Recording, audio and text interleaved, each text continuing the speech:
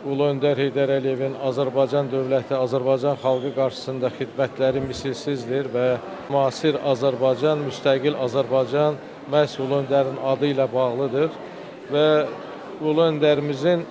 vaxtı ilə hələ Sovet dövründə əsası qoyduğu inkişaf Azərbaycanın sonradan müstəqil dövlət kimi inkişaf etməsinə böyük rol oynamışdır. İkinci hakimiyyətə qayıdışından sonra Heydər Əliyevin gördüyü işlər artıq müstəqil Azərbaycanın regionda lider dövlətə çevrilməsində, Azərbaycanın beynəlxalq münasibətlər sistemində özünə layiq yer tutmasında böyük rol oynamışdır. Bəs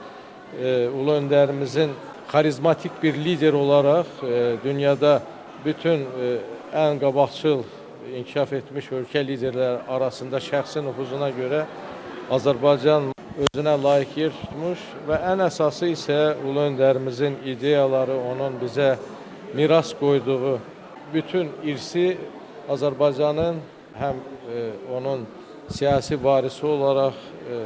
Cənab Prezident Yeni Azərbaycan Partiyasının sədri İlham Əliyev tərəfindən inkişaf etdirilməsi, müasir çağırışlara, müasir dövrün tələblərinə uyğun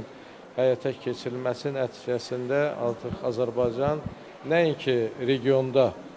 qabaqcıl lider dövlətə çevrilmiş, artıq